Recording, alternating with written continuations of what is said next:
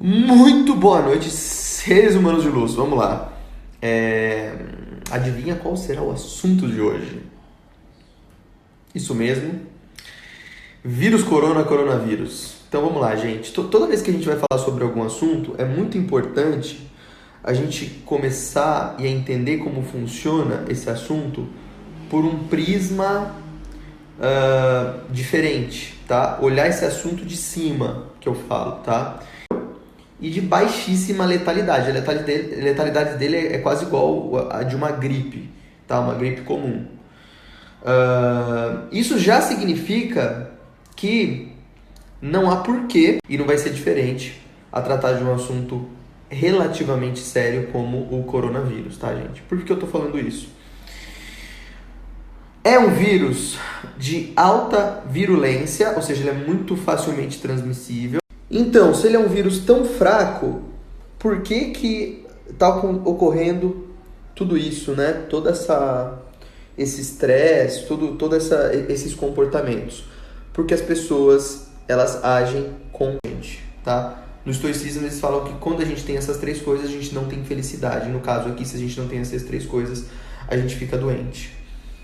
Se você tem preguiça de cuidar da sua saúde, você vai ficar doente. Não vai ser por causa de um coronavírus, provavelmente, mas vai ser lá. Medo. É exatamente aí que eu quero chegar. Quando as nossas atitudes têm medo, preguiça ou ganância, alguma coisa vai acontecer de ruim com a gente por conta de um câncer.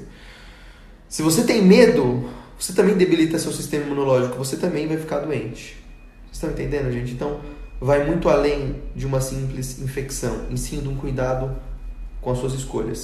Bom, isso não muda o fato de ser um vírus contagioso e que sim, a gente precisa ter cuidado, principalmente com os grupos de risco. Mas se a gente trazer isso para a nossa realidade, por onde eu quero mostrar, que é um ponto de vista um pouco maior sobre tudo isso, a dengue tem mais de 60 mil diagnósticos, fora os subdiagnosticados, por ano, e a mortalidade pode chegar a 10% e a 30% nas pessoas que não são tratadas.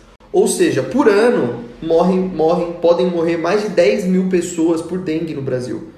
Então, se todo esse dinheiro que está sendo injetado por conta de um alarme, de um vírus novo, por conta de medo, fosse injetado em saneamento básico, não só a dengue, como leptospirose e outras milhares de doenças teriam um impacto muito maior.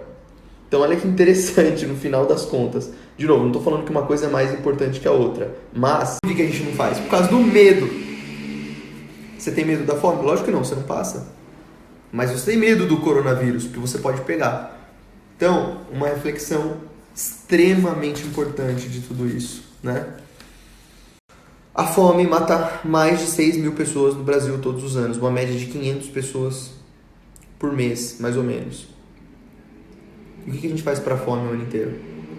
Tô falando o que a gente faz me incluindo, tá?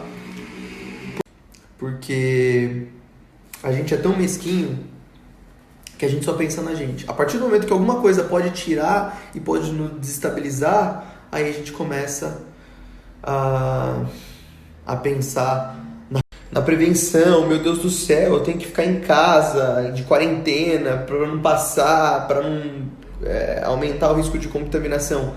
Anjo, isso só vai fazer com que a causa da sua doença ou a causa da sua morte seja outra, trocando em miúdos, tá?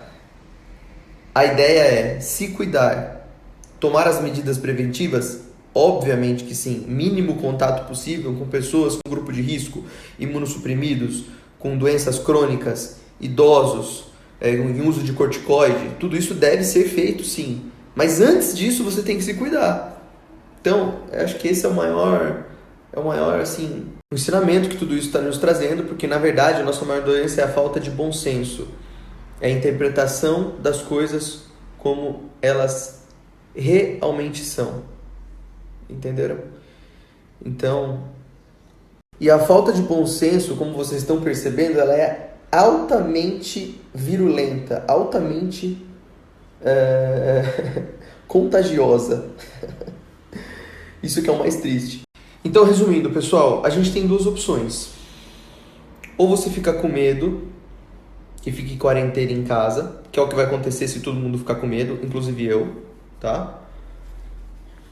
E para tudo, para o país, para a economia, piora a fome, piora as doenças crônicas, piora o investimento em saúde, piora em tudo, tá? Então, olhando por um ponto macro, é isso que vai acontecer. Ou você começa a se cuidar, ou você começa a orientar, ou você começa a estudar sobre saúde, ou você começa a entender e enxergar a saúde como algo fundamental para você.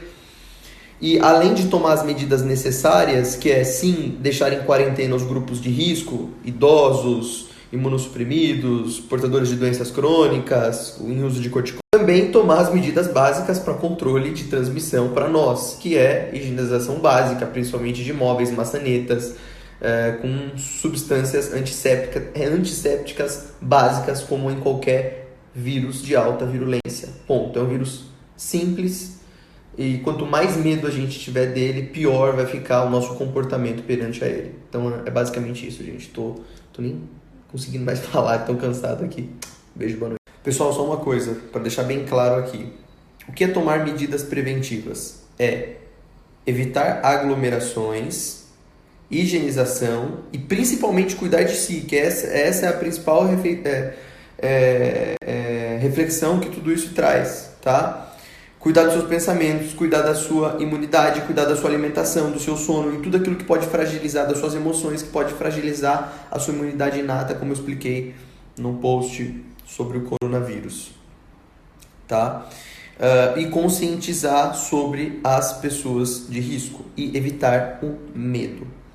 Então, por hora é basicamente isso. Eu acho que se o medo for a nossa primeira opção, todo mundo vai ficar em quarentena. E eu acho que essa não é a melhor opção por hora. A menos que... Enfim, a menos que a gente não se cuide. Pessoal, olha que interessante a interpretação que a gente pode ter dos fatos. Tem basicamente 2 tipos de seres humanos comentando nos meus vídeos do coronavírus. Inclusive muitos médicos, né, amigos meus. Uns falando: caramba, Pedro, que sensacional, você deu um ponto de vista interessante que eu nunca tinha dado. Um ponto de vista macro, né, de coisas que a gente já vive na nossa saúde e que normalmente a gente não dá importância por não nos afetar, né? E principalmente... E o autocuidado. Não é porque você não tem doença que significa que sua imunidade é boa. Não é que você não tem doença, significa que sua saúde é boa. Não tem nada a ver uma coisa com a outra, certo? Então, procurar o autocuidado, o gerenciamento do nosso estresse, das nossas emoções, tudo aquilo que eu sempre falo aqui, tá? E um outro tipo de ser humano que acha que eu tô banalizando o vírus, que eu tô falando que é pra sair de casa abraçando todo mundo. Não é isso, gente. Pelo amor de Deus. Eu só tô hierarquizando porque o Pedro falou que não é para ficar em quarentena. Não, eu acho que sim, deve ser feita uma quarentena seletiva, como eu falei, expliquei aqui, evitar aglomerações. Então, se você pega metrô, essas coisas, eu acho interessante não ir. Mas ter paz, coisas que há muito tempo têm sido negligenciadas por nós mesmos e pelo nosso sistema de saúde, e por nosso governo, e por tudo aquilo que envolve a saúde, tá? Então, eu não tô falando para você sair de casa, sair abraçando. Ufa! Bom, pessoal, então só para a gente ter uma análise mais consciente dos fatos, tá? Interpretação, de novo. É um vírus que pode causar muitos problemas. Ponto. O medo é uma interpretação sua. O desespero é uma interpretação sua. A gravidade é uma interpretação sua. Você tem que dar o seu melhor, fazer o que tem que ser feito. Mas nunca agir e pensar e tomar atitudes baseados nesses sentimentos.